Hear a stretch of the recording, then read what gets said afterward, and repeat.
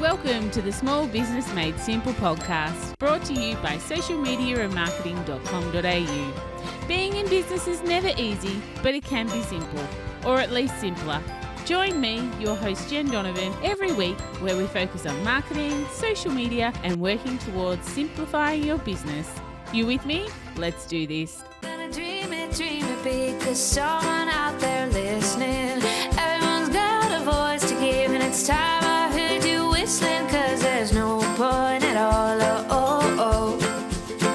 in dreaming small. Why, hey there, my fabulous listener. Welcome to episode 170 of the Small Business Made Simple podcast. Thank you, as always, for lending me your ears today. I know you have lots of choices when it comes to podcasts, and I do appreciate you making mine one of them.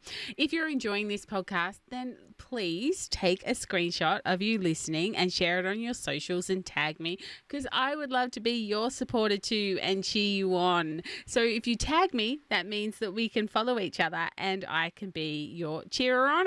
Even if that's not a word, I can be your cheerer-honourer. Of course, don't forget the show notes for this podcast can be found at all the W's, socialmediaandmarketing.com.au/170. If you're listening to this in real time, it's Christmas Eve. Yes, that is a thing. Christmas Eve.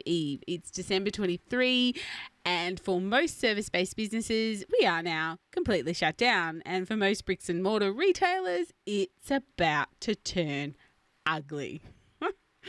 December 24 was always the biggest day of the year for us. Oh my God, it was huge. My staff and my bestie business partner, we would literally stand at the front door before we opened it, and we would pray for patient customers and for patience for ourselves. By the time Christmas Day comes around, if you're in retail, you are on full exhaustion mode. You have literally been run off your feet for weeks and weeks, and yesterday, being Christmas Eve, was probably the most outstanding profit-wise and the most complete and utter feet-hurting time, smile-whining day of the year. Oh my God, massive love to all my bricks and mortar listeners. I feel you, I understand you, and you have done an amazing job. Please look after your feet. Maybe have a foot spa, or get your husband or your partner or your daughter or your son to give you a foot rub. But whether you're bricks and clicks or service-based, here are 3 tips to ensure your business is still serving your customers long after your door is shut, for however long it's shut for, or of course if you're in retail, that you're still servicing your clients even though you are completely run off your feet. Then my first tip is to do your out-of-office automatic responders. Are they turned on? So if someone emails you, DMs you on Instagram, or sends you a message over Messenger on Facebook, do they receive a message? And does it let them know that you aren't available at the moment and when they can expect to hear from you? And perhaps in some cases, in a case of emergency, how they can get in contact with you. Now, if you think, what emergency? No emergency could possibly happen to me. I've either seen or been involved in doors to offices and buildings being left unlocked with no one to contact to let them know that their door is open for the world to walk in.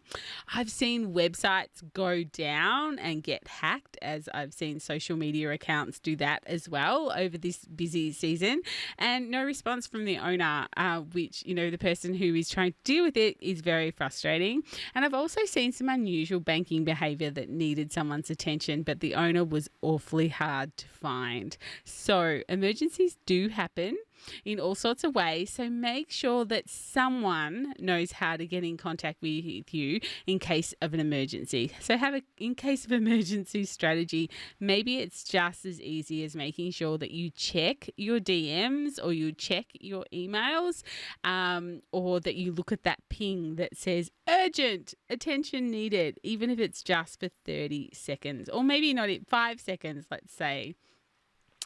And with your out of office message, have a little bit of fun with it. Don't be boring. Show some personality. If you've learnt one thing from listening to this podcast, I hope it has been around the importance of human to human marketing and the importance of showing up for your audience.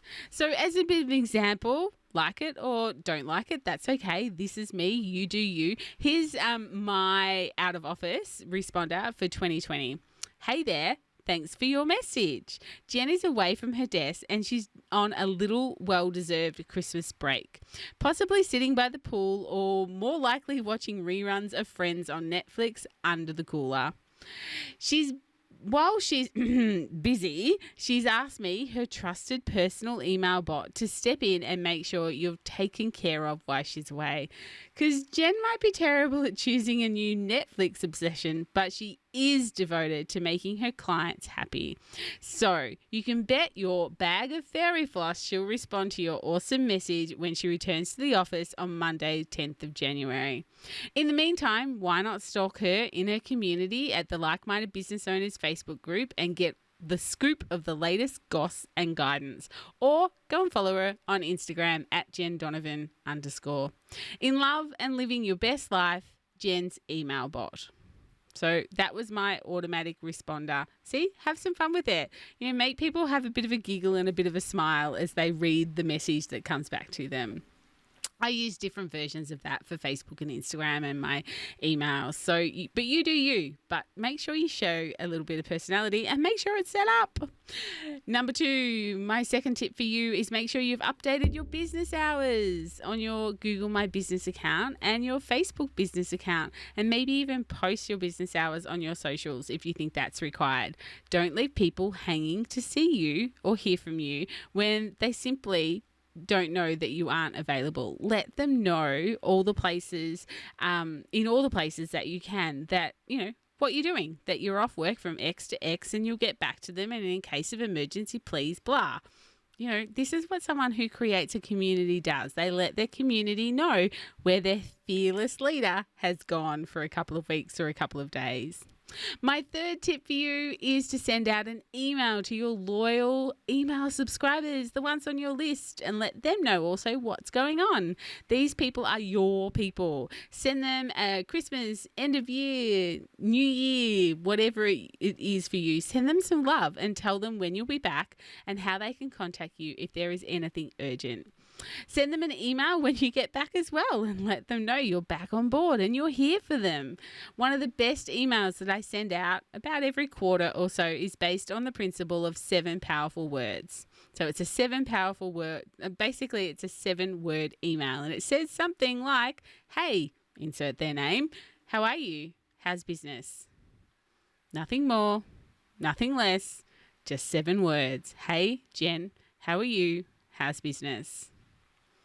I hope these tips have helped. This is a really short, sharp episode because it's Christmas Eve and I want to go on holidays too.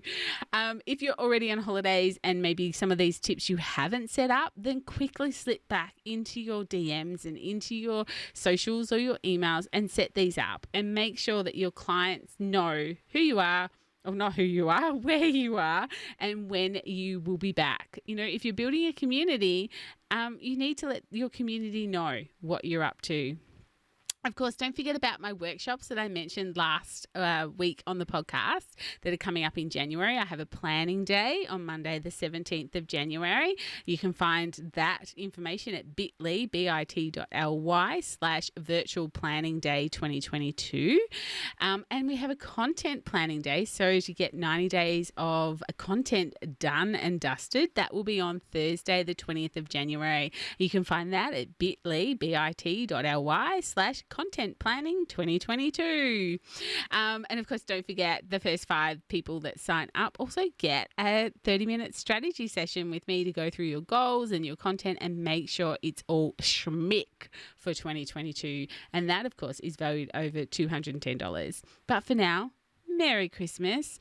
Have the most wonderful, safe, and joyous time with your friends and your family. And if Christmas is a hard time for you, I'm sending you extra loads of love and joy. Make the best of the day, your best, no one else's, you do you. But have a fantastic time, have a fantastic break, however short or however long it is. Big Christmas love, peeps. And remember, as my opening song says, there is no point in dreaming small. No time like the present. Tell like I feel it. Let's say it proudly true and let us see you for the star that you are. No point in dreaming small.